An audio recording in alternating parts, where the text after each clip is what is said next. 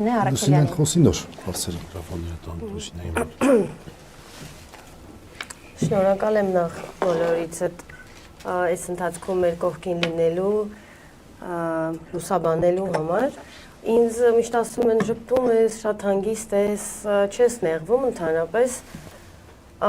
Ասեմ, որ 18 թվականից ինչ այս պատուհասներն եկան իշխանության, մենք գիտեինք, որ հասնելու է սրան։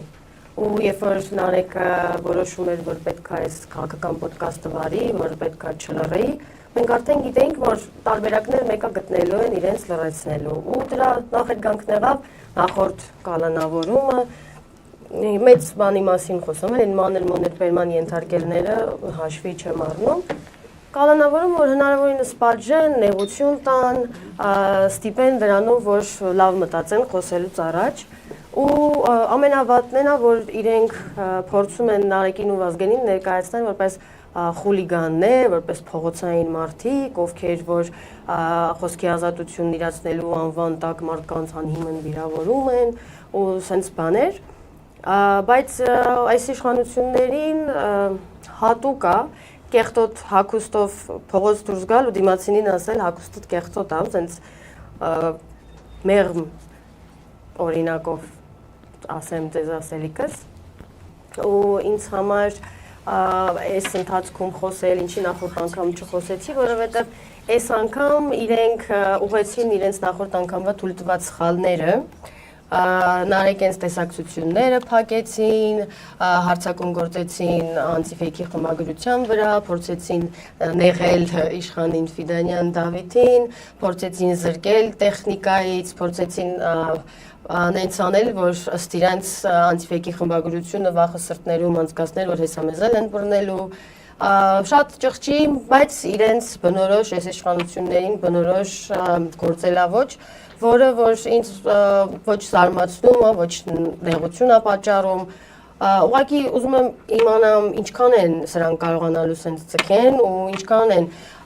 դրսի կառույցները, մարդու իրավունքների պաշտպանությունը ստանձնած պետությունները, ոնց են շարունակելու սրանց հետ ձեռք սեղմել, սրանց հետ համագործակցել, սրանց ֆինանսապես աջակցել, անունը դնում են թե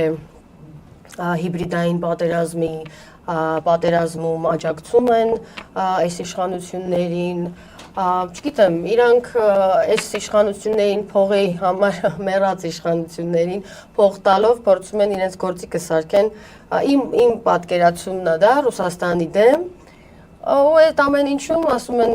հակառուսականությունն իրենց համար ավելի կարևոր է ու կարող են ցանկացած մեկին, ցանկացած լրագրողին պիտակավորեն, ասեն, որ նա ներկայացնես, Վազգենը Ռուսաստանի քաղաքացի է, ուրեմն հնարավոր է, որ կարող է ինքը ռուսական շպիոն լինի, ու սենց ստերով կարծում եմ, ես ինքս էլ եմ մամուլում հանդիպել այդպես հրապարակումներ, որ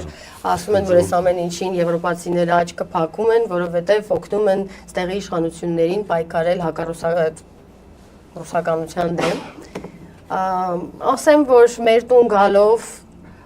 չեն վախեցրել ինձ, չեն վախեցրել երեխեքին, փորձում էին հնարավորինս Նարեկին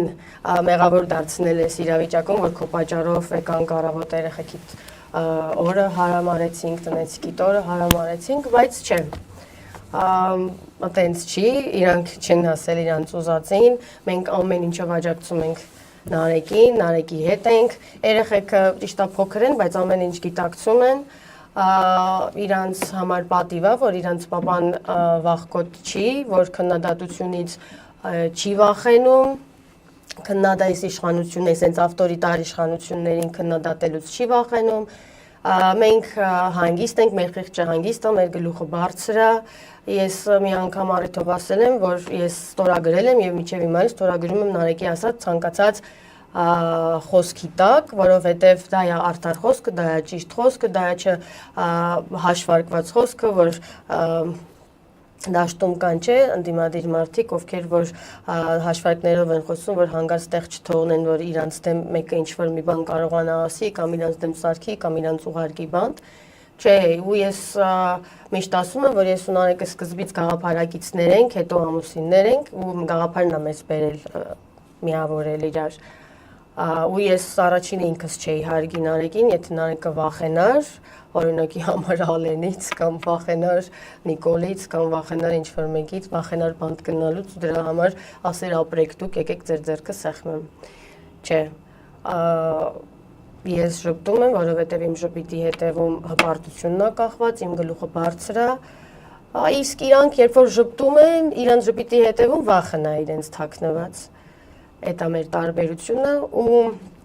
ես շատ շնորհակալ եմ բոլոր այն կառույցներին, ովքեր որ արձագանքել են, շատ շնորհակալ եմ ձեզ, լրագրողներ, որ մեր կողքին կանգնած եք, միշտ եղել եք,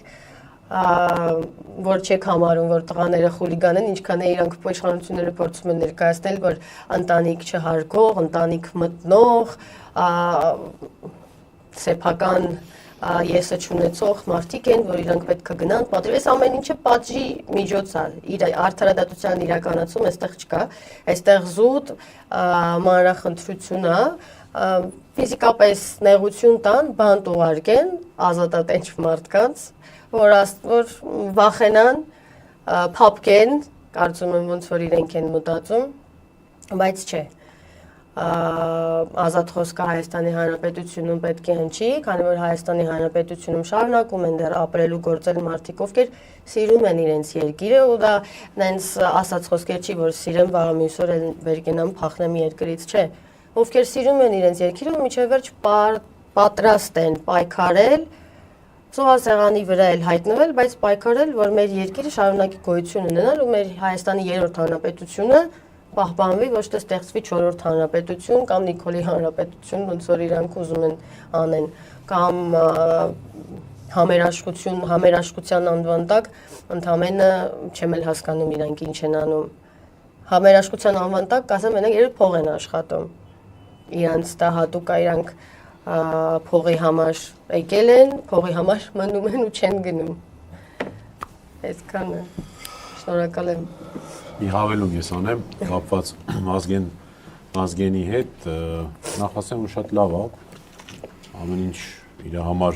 հասկանալի է, ի սկզբանե պարզ էր, թե ինչ է լինելու, և մի նորություն, որ դեկտեմբերի 22-ին կհրապարակվի վերաքննիչ գրական դատարանի որոշումը